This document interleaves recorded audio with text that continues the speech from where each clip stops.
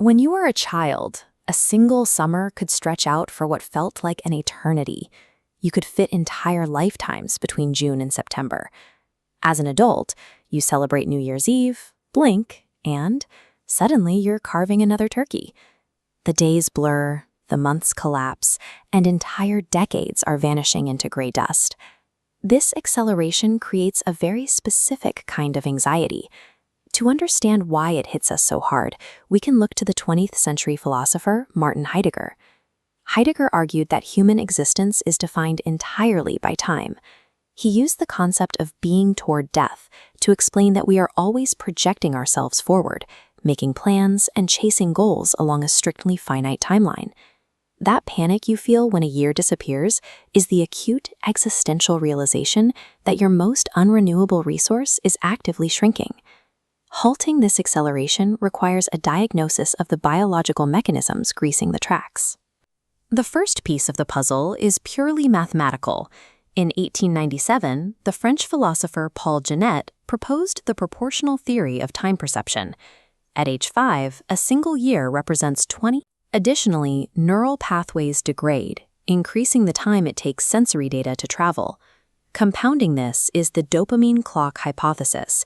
As outlined in this paper, aging causes a natural decline in dopamine neurons. This drop actively slows down your internal interval clock, distorting how you measure passing seconds. This comparison shows the ultimate result.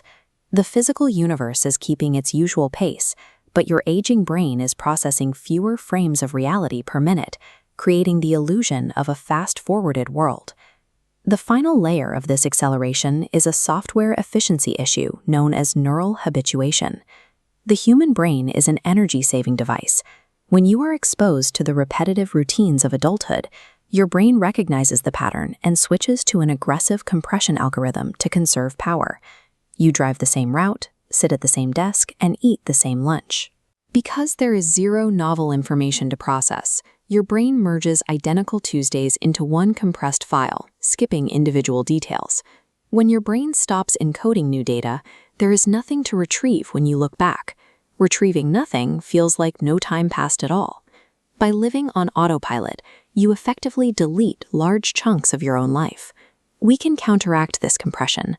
By understanding the friction between biology and routine, we can actively stretch our timeline back out through deliberate encoding. Seeking out radical novelty, like traveling to an unfamiliar environment or learning a complex new skill, denies your brain the ability to use its compression algorithm. You force it back into high-definition capture mode, building dense new neural connections that expand your perception of duration. We can also adopt the philosophical approach of present-at-hand mindfulness. Instead of letting your environment blur past as background objects, you can stop to observe their intricate, poetic details, much like the poet Walt Whitman. By dissecting a specific moment, you force your brain to document the texture of the present. A long life and a full life are different things.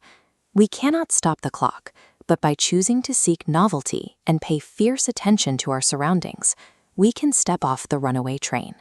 We can stretch our memories and live 100 subjective lifetimes in the space of one.